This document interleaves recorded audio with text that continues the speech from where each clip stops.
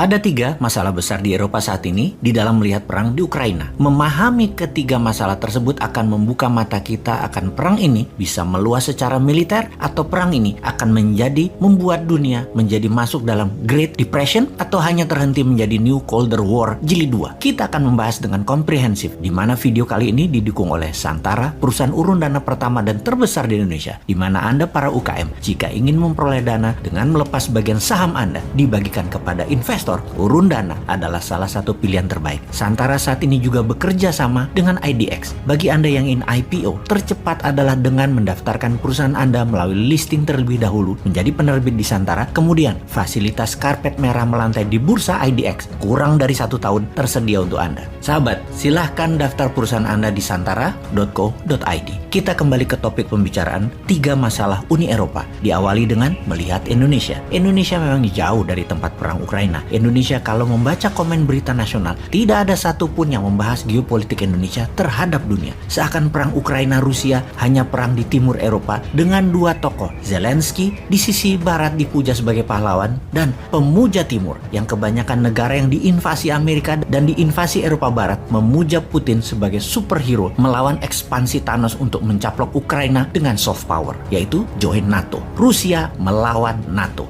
Di Indonesia hanya kecil saja berita perang Ukraina, di mana di sana padahal ada 2 negara besar, Amerika di sisi NATO dan Uni Eropa, dan ada Tiongkok yang mendukung Rusia. Kemudian ada pecahan kecil lagi negara-negara yang tidak memberikan sanksi kepada Rusia masih berdagang dengan Rusia, termasuk India membeli minyak Rusia. Misalnya, yang kalau membesar perang di Ukraina kemungkinan ambil posisi masing-masing menjadi jelas sekarang. Ujung-ujungnya adalah hegemoni Amerika dan sekutu sedang ditantang oleh Rusia di belakangnya bersama Tiongkok. Sangat penting Indonesia untuk terus bersiaga, menyiapkan cadangan pangan, dan pastinya mengambil kesempatan untuk memanfaatkan perang ini untuk menjadikan Indonesia global player. Namun, dengan GDP dalam 7 tahun hanya naik 11% dari 3.750 ke 4.100 hingga tahun 2021, juga dengan inflasi dalam 7 tahun naik 14% hingga tahun 2021, maka tidak mungkin Indonesia menjadi global power walau ditambah 10 tahun lagi cara bernegaranya. Buktinya 7 tahun ini growth-nya -3. Perlu tindakan dan pikiran baru. Bener deh,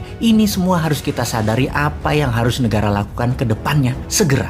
Sayangnya berita nasional isinya hanya politik, lalu masalah kehidupan artis dan gaya hidup glamor, pamer harta. Politik dari ingin nambah jabatan 3 tahun, ditambah lagi partai ingin gantian berkuasa bagi mereka yang sudah punya calon pengganti incumbent sekarang. Lalu drama minyak goreng yang sulapan, ada lalu hilang. Harga naik, ada lagi minyak gorengnya. Kita berikan keplok-keplok untuk hal ini, terutama semua partai politik yang pada saat ketiadaan minyak goreng, partai politik bisa bagi-bagi minyak goreng. Itu sulapan mereka. Kemudian masalah kearifan lokal di Mandalika versus teknologi BRIN rekayasa cuaca menghiasi media pamer prestasi. Kemudian label halal yang bagi banyak orang terheran-heran, di mana dalam ajaran agama mengatakan semua hal yang ada di dunia adalah halal kecuali yang Allah haramkan. Harusnya lembaga label ini melabel yang haram saja.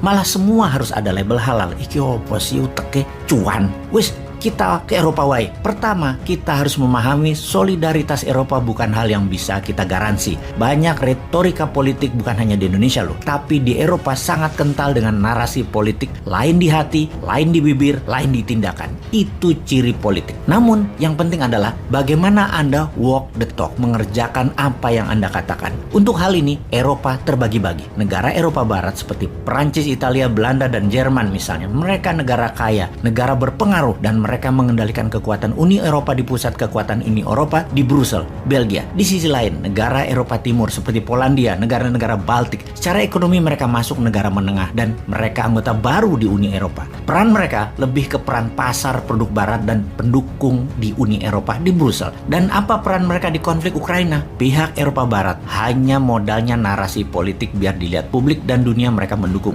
Ukraina atas nama kemanusiaan. Namun, sampai sebulan invasi Rusia ke Ukraina, Eropa Barat masih membeli minyak Rusia dan membeli gas Rusia dan masih bicara dengan Putin layaknya teman ketika mereka menelpon Putin. Sementara di sisi negara Eropa Timur, di dalam konflik Ukraina mereka sangat aktif. Polandia hingga saat ini menerima lebih dari 2 juta pengungsi. Slovakia memberikan roket misil misalnya. Jadi hanya Eropa Timur yang walking the talk. Dalam keanggotaan Uni Eropa, negara-negara Eropa Timur mendukung Ukraina masuk Uni Eropa. Negara Barat masih mempertimbangkan setengah hati mendukungnya. Di sini Rusia tahu dan mengambil peluang yang pasti bahwa Eropa Barat akan flat-footed, kakinya akan diam di tempat, tidak akan serang Rusia balik. Kita pertajam lagi infonya. Ada 3 hal yang menjadi masalah di Eropa saat ini kalau kita mau melihatnya. Geografi, sejarah, dan ekonomi. Eropa Timur itu jaraknya terdekat dengan Ukraina dan Rusia, di mana perang memberikan pengaruh langsung buat negara-negara Eropa Timur. Banyaknya pengungsi ke negara mereka, dan mereka paling berisiko tinggi bisa meluasnya perang ke negara mereka. Sementara negara Barat, jarak mereka jauh dari radar Rusia. Mereka lebih terisolasi. Negara Eropa Timur itu hanya buffer country Eropa Barat. Itulah jahatnya Eropa Barat. Otaknya jahat dan tindakannya tegaan. Pastinya akan sedikit pengungsi sampai Eropa Barat. Sedikit senjata akan ditembakkan mencapai Eropa Barat. Risiko mereka kecil terkena imbas perang fisik ini. Yang kedua masalah di Eropa adalah sejarah. Negara Eropa Barat seperti Perancis, Portugis, Belanda, Jerman adalah negara penjajah. Negara pengkoloni di abad pertengahan hingga abad ke-20 ke negara lemah di Asia, Afrika, Amerika Latin. Mereka itu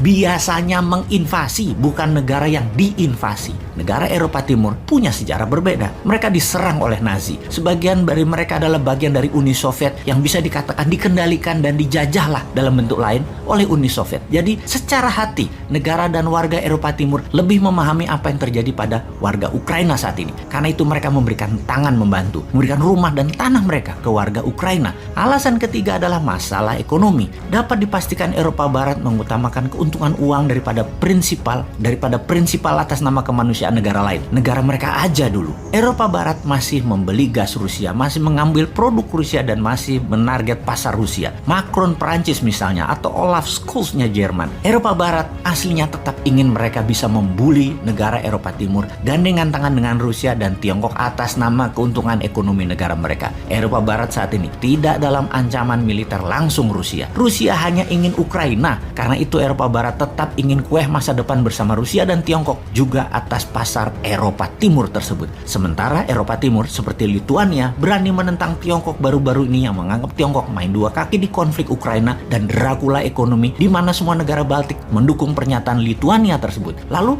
ternyata pernyataan negara Baltik tidak didukung oleh Eropa Barat yang tidak mau konflik dengan Tiongkok dan tetap mau dagang walaupun ideologi berbeda dengan Tiongkok. Sesungguhnya Uni Eropa itu ada 27 negara di dalam mengambil sikap semuanya harus setuju. Ternyata dalam kasus perang Ukraina tidak ada kekompakan sama sekali. Tidak ada pernyataan bersama, yang ada tindakan masing-masing untuk kepentingan negara masing-masing. Di sisi luar jauh, sang New World Order, Inggris dan Amerika juga tidak dianggap oleh Uni Eropa. Sanksi ekonomi terhadap Rusia tidak dijalani sepenuhnya oleh Uni Eropa. Uni Eropa sesungguhnya juga sudah tidak taat lagi kepada Thanos tersebut. Jadi, mimpi Eropa Barat tetap sama. Di seluruh Eropa, satu kebijakan, satu mata uang dan kendali pasar Eropa Timur dan pastinya satu pertahanan keamanan NATO. Secara narasi, Uni Eropa menyatakan perjuangan Ukraina adalah simbol keluarga besar Eropa dan semangat Eropa. Namun hanya di bibir pejabatnya saja. Tidak ada tindakan nyata. Sungguh, keluarga macam apa yang dimaksud oleh Eropa Barat? Kok gitu memperlakukan keluarga? Jadi apa yang tersisa untuk Kiev saat ini? Ukraina sebuah negara yang memiliki banyak teman tetapi tidak memiliki keluarga. Terakhir, yang tersisa untuk Indonesia apa? Mulai paham dunia. Lalu apa yang Indonesia harus lakukan dan ambil posisi sekarang? Bagaimana?